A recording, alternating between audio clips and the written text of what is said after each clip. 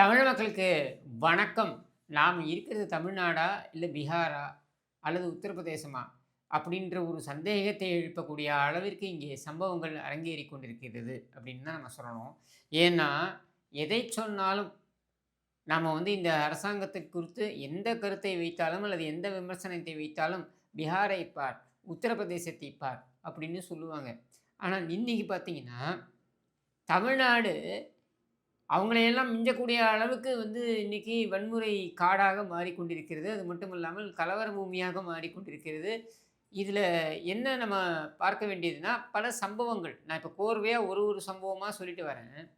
சமீபத்தில சென்னையில அதிர்ச்சி அளிக்கக்கூடிய ஒரு நிகழ்வு நம்ம எல்லாருக்குமே தெரியும். ஏற்கனவே பல காணொளிகள்ல இத பத்தி நெறைய பேர் பேசியிருக்காங்க. நானே இதற்கு முன்னால் ஸ்டாலின் மரியா லாரன்ஸ் அவங்களோட இந்த காணொளியில உட்காரும்பொழுது கூட இத பத்தி பேசினேன்.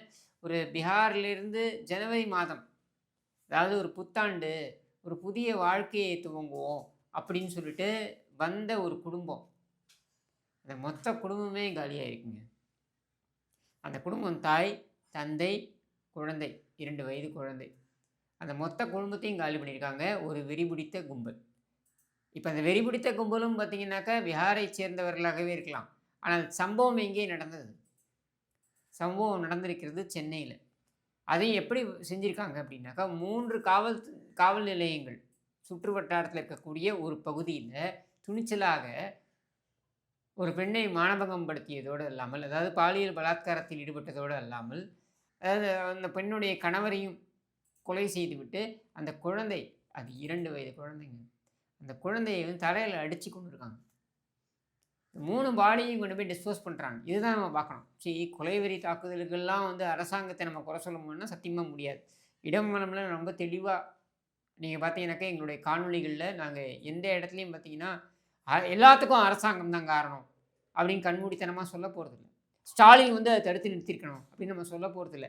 எங்கேயோ ஒரு இடத்துல நள்ளிரவுல ஏதோ ஒரு சம்பவம் நடைபெறுகிறது என்றால், அதற்கு ஸ்டாலின் தடுத்திருக்க வேண்டும்னு நம்ம சொல்றது அது அறிவார்ந்த ஒரு நபர் பேசக்கூடிய விஷயம் கிடையாது. ஆனால் 3 காவல் நிலையங்கள் சுற்று வட்டாரத்தில இருக்கக்கூடிய ஒரு பகுதியில, துணிச்சலா இந்த பாடிய டிஸ்போஸ் பண்ணிட்டு போறான். அதுவும் எங்க இந்திரா நகர் பகுதியில அந்த கணவருடைய பாடிய டிஸ்போஸ் பண்றான். அதுக்கப்புறம் பார்த்தீங்கன்னாக்கா, அந்த அகஸ்தியர் கோவிலும் ஒரு கோவில் இருக்கு. அந்த பகுதியில பார்த்தீங்கன்னாக்கா, அங்க ஒரு அ அந்த லேடி அந்த அந்த பெண்மணியுடைய பாடிய டிஸ்போஸ் பண்றான். அந்த குழந்தையுடைய பாடிய வேற எங்கேயோ டிஸ்போஸ் பண்றாங்க. குப்பை மேட்லயோ எங்கேயோ டிஸ்போஸ் பண்றான்.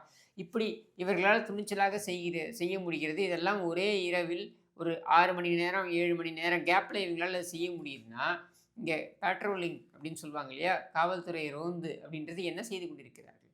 இதை பேசிக் கொண்டிருக்கின்ற அதே தருணத்தில, இன்னொரு சம்பவம் உறைய வைக்கக்கூடிய ஒரு சம்பவம் நடைபெறுது. அது என்ன தெரியுமா? கடலூர்ல.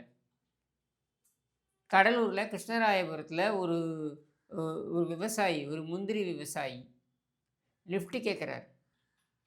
அந்த லிஃப்ட் குடுத்தவங்க, இது சொல்லப்படுகிறது தகவல்கள், ஆரம்ப கட்ட தகவல்கள்னு வச்சுக்கலாம். பெட்ரோல் ஊத்தி கொளுத்துறாங்கங்க. நடு ரோட்ல அப்படியே நடந்து வராருங்க. நெருப்போட நடந்து வராரு அப்படியே. தெய்வாதீனமாக தீக்காயங்கள் அதிகம் இல்லை அப்படின்னு சொல்லப்படுகிறது. இப்போ மருத்துவமனையில் சிகிச்சை பெற்று வருகிறார். அவர் பூரண நலம் பெற்று அவர் வீடு திரும்ப வேண்டும் என்பதுதான் நம்முடைய வேண்டுதல். ஆனால் பட்ட பகல்ல இது நடக்குது. அடுத்து இதை பேசிக் கொண்டிருக்கின்ற அதே தருணத்தில் கரூர்ல ஒரு சம்பவம். கரூர் சம்பவம் என்னன்னா, இது அதிர்ச்சி அளிக்கக்கூடிய ஒரு சம்பவம். அது என்னன்னு பார்த்தீங்கன்னாக்க, அந்த கரூர்ல உங்களுக்கு எல்லாருக்குமே தெரியும். கடந்த தேர்தலின் பொழுது 2021ல நம்ம ரூ. 10 பாலாஜி, செந்தில் பாலாஜி ஒரு வாக்குறுதியை குடுத்தார். அந்த வாக்குறுதி என்ன அப்படின்னு பார்த்தீங்கன்னா, நீங்க 11 மணிக்கு வாக்கு எண்ணிக்கை கிட்டத்தட்ட முடிஞ்சிரும். 11 மணிக்கு யார் முன்னிலையில இருக்காங்க, யார் லீடிங்ன்னு தெரிஞ்சிரும். நாம ஆட்சி அமைக்கப் போகிறோம் என்றால், நாம என்ன நான் சொல்றது திமுக ஆட்சி அமைக்கப் போகிறது என்றால், 11:05 அதாவது 5 நிமிடங்களிலெல்லாம் நீங்கள் மணல் அள்ளிக்கொள்ளலாம்.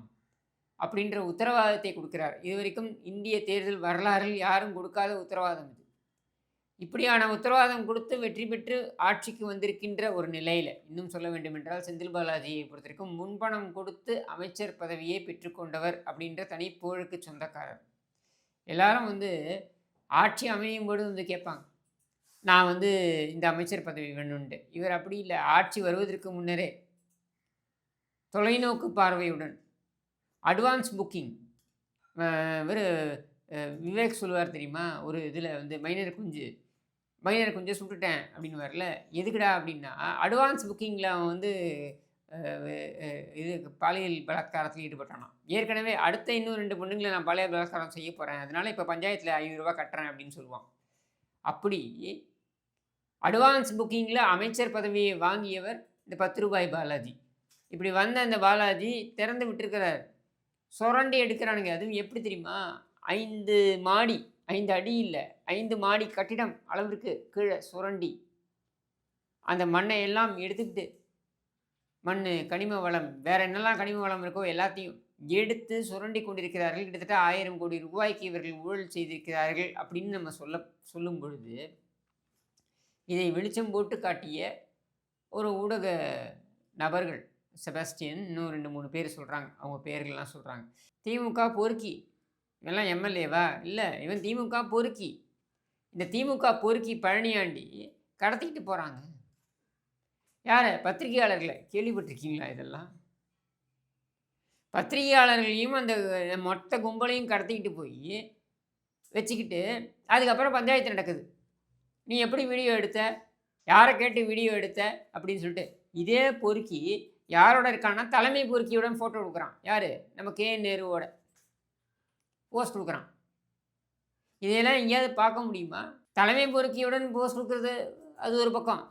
அதை விட மூத்த பொறுக்கி, அப்படிதான் நம்ம பார்க்க வேண்டியது. மூத்த பொறுக்கியாக இருக்கக்கூடிய நம்முடைய மாண்புமிகு ஸ்டாலின் அவர்களுடனும் போஸ்ட் குடுக்குறான். இப்படி இவர்கள் எல்லோரும் சேர்ந்து இங்கே நடத்தக்கூடிய அரசாங்கம் இது ஒரு ஆட்சியா? இது ஒரு அரசாங்கமா? ஒரு எம்எல்ஏ துணிந்து அந்த ஊடகவியாளர்களை கடத்திட்டு போகிறான். ஊடகத்துறையிலிருந்து ஒருத்தன் குரல் கொடுக்கலங்க. அந்த ஊடகத்திலேயே பணிபுரியக்கூடியவர்கள் இருக்காங்க. எல்லாத்துக்கும் அறம் வெல்லும்னு சொல்லக்கூடியவர்கள் இருக்காங்க. நெல்சன் சேவியர்னு ஒருத்தர் இருக்கார். அதே நியூஸ் தமிழ் ஊடகத்தில் இருக்கக்கூடியவர். அவர் கூட வாய் திறக்கலைங்க. ஊடகத்தில் உன்னுடைய ஊழியர் கடத்தப்படுறான். வாய் திறக்காமல் இருக்கே, நீ எல்லாம் சோறு தான் திங்கிறியா அப்படின்னு நான் கேட்கல, மக்கள் கேட்குறாங்க. இது தேவையா? இப்படி ஒரு ஆட்சி நமக்கு தேவையா? இது நடந்து கொண்டு இருக்கின்ற அதே தருணத்தில் நந்தனத்தில் பார்த்தீங்கன்னாக்க இன்னொரு சம்பவம் சென்னையில். அங்கே இருக்கக்கூடிய பிரசித்தி பெற்ற ஒரு கல்லூரியில் ஒரு பாலியல் குற்ற வழக்கு, ஒரு பாலியல் குற்றச்சம்பவம் நடைபெறுகிறது. துணிச்சலாக செய்கிறான். இது நடந்து கொண்டிருக்கின்ற அதே தருணத்தில் இன்னொரு இடத்துல பார்த்தீங்கன்னாக்க ஒரு 6 வயது சிறுமி பாலியல் துன்புறுத்தலுக்கு அந்த ஸ்கூலுடைய பஸ் டிரைவரால் ஆளாக்கப்படுகிறார் அப்படின்ற தகவலும் வருது. இப்போ இது எல்லாமே ரேண்டம் அசார்ட்டட் இன்சிடென்ட்ஸ், அதாவது இங்கொன்றும் அங்கொன்றுமாக அப்படின்னு சொல்ல முடியாது. எல்லா இடத்திலும் நடக்கக்கூடிய ஒரு சம்பவங்களாக இருக்கின்றன. ஆனால் இந்த சம்பவங்கள் எல்லாம் ஏன் துணிச்சலாக நடக்கின்றன அப்படின்றதான் நம்மளுடைய கேள்வி. துணிகரமாக இந்த சம்பவங்கள்லாம் நடப்பதற்கு ஒரே காரணம் என்னென்னா, இங்கே சட்டம் ஒழுங்கு என்பது சந்தி சிரிக்கின்ற அளவிற்கு சென்று விட்டது. காவல்துறையினர் மீதான மதிப்பு என்பது முழுவதுமாக கெட்டுவிட்டது. அப்போ காவல்துறையினரான மீதான மதிப்பு என்பது ஏன் கெட்டுவிட்டது என்றால், காவல்துறையினர் என்ன செய்து கொண்டிருக்கிறார்? நீ காவல்துறை அதிகாரியே, முதலமைச்சருக்கு பாதுகாப்பு கொடுக்க சென்ற அதிகாரியே அங்கே வந்த பெண் அதிகாரியிடம் பாலியல் சீண்டலில் ஈடுபடுகிறார் என்றால் இதுக்கு மேலே வேற என்ன சொல்ல முடியும்? இது நேரடி கட்டுப்பாட்டில், முதலமைச்சருடைய நேரடி கட்டுப்பாட்டில் நடந்து கொண்டிருக்கின்ற, இயங்கிக் கொண்டிருக்கின்ற காவல்துறை. இந்த காவல்துறை நீங்கள் பார்த்தீங்கன்னா இன்றைக்கு சீரழிந்து சின்னாபின்னம் ஆகியிருக்கிறது அப்படின்னு தான் நம்ம சொல்லணும். ஏன்னா அவங்க மேலான மக்களுக்கும் அவங்க மேலே மதிப்பு இல்லை. அவங்களுக்கே அவங்க மேலே நம்பிக்கை இல்லை. ஏன்னா அவங்களால செயல்பட முடியாத கையெறு நிலையில் இருக்கிறார்கள். ஒருத்தன் கிட்னி திருடுறான், எம்எல்ஏவாக இருந்துக்கிட்டு கதிரவன்னு, அவனை கேள்வி கேட்க முடியல. இங்கே பழனியாண்டி கடத்தலில் ஈடுபடுறான், அவனை கேள்வி கேட்க முடியல. இப்படி இங்கே அதிகார வர்க்கத்தில் இருக்கக்கூடியவர்கள் தவறு செய்யும் பொழுது அதை வேடிக்கை பார்க்க வேண்டும். மற்றபடி பார்த்தீங்கன்னாக்க இந்த அதிகார வர்க்கத்தை கேள்வி கேட்கக்கூடியவர்கள், எதிர்கருத்து வைக்கக்கூடியவர்கள், விமர்சனங்களை வைக்கக்கூடியவர்கள், இவர்கள் எல்லோரும் தாக்கப்படுகிறார்கள். இவர்கள் பின்னால் செல்வதற்கே காவல்துறைக்கு முழு நேரமும் இருக்கு. யார் இங்கே என்ன அரசாங்கத்துக்கு எதிராக பேசுகிறாங்க, யார் என்ன கருத்து தெரிவிக்கிறாங்க, கிஷோர் சாமியோட சேனலுக்கு யார் வராங்க போகிறாங்க அப்படின்றத வேவு பார்க்கணும். இன்னொரு மாரிதாஸுடைய சேனலுக்கு யார் வராங்க போகிறாங்கன்றத வேவு பார்க்கணும். சவுக் சங்கர் சேனலுக்கு யார் வராங்க போகிறாங்கன்றத வேவு பார்க்கணும். இப்படி இதை செய்வதற்கே இந்த காவல்துறையுடைய முழு நேரமும் செலவிடப்படுகிறது அப்படின்னும் பொழுது இங்கே எங்கே சட்டம் ஒழுங்கு பாதுகாக்கப்படும்? இதையெல்லாம் நடந்து கொண்டிருக்கும் பொழுது நம்ம முதலமைச்சர் என்ன செய்து கொண்டிருக்கிறார் அப்படின்றத நம்ம கூர்ந்து கவனிக்கணும். ஏற்கனவே நான் சொன்னேன், அதாவது மனிதாபிமானம்னா கிலோ எவ்வளவு அப்படின்னு கேட்கக்கூடிய அளவுக்கு தான் இன்றைக்கு கருணாநிதி குடும்பம் இருக்கிறது. இன்றைக்கு இல்லை, என்றைக்குமே அப்படித்தான் இருந்திருக்கிறது. அதில் பார்த்தீங்கன்னா இந்த சம்பவங்கள்லாம் நடந்திருக்கு. அதாவது கேட்கும் பொழுதே நமக்கு ஒரு உதறல் ஏற்படக்கூடிய அளவிற்கான ஒரு சம்பவங்கள் நடைபெற்றிருக்கிறது. கூச்ச நாச்சமே இல்லாமல் முதலமைச்சர் போய் பார்த்தீங்கன்னாக்க ஸ்டாண்டு போட்ட ஒரு பைக்கு, எவந்தோ பைக் எடுத்து ஓட்டுறது தானே உன் பரம்பரை வழக்கமே. ஆனால் அதை நீ ஓட்டினா கூட பரவாயில்ல, ஸ்டாண்டு போட்ட பைக்கு, அந்த ஸ்டாண்டு போட்ட பைக்கை ஆக்சிலேட்டர் கொடுத்து கொண்டு இதை பெருமையாக இவர் இதில் போட்டுக்கிட்டு இருக்கார். யார்? ரீல்ஸ் போட்டுக்கிட்டு இருக்கார். இப்படி ஒரு முதலமைச்சர் எங்கேயாவது பார்க்க முடியுமா? ஊரே கொழுந்து விட்டு எரிந்து கொண்டிருக்கிறது. 1008 சட்டம் ஒழுங்கு பிரச்சனை இருக்கிறது. காவல்துறை மீது காவல்துறையோட செயல்பாடுகள் மீது கேள்வி மேல் கேள்வி கேட்கப்படுகிறது. இதையெல்லாம் அப்படியே துடைத்து போட்டுவிட்டு இப்படி வெட்கமே இல்லாமல் இந்த விளம்பரங்களில் நீங்களே பாருங்களேன், உங்களுக்கே அருவருப்பாக இல்லை இதை பார்க்கும்பொழுது?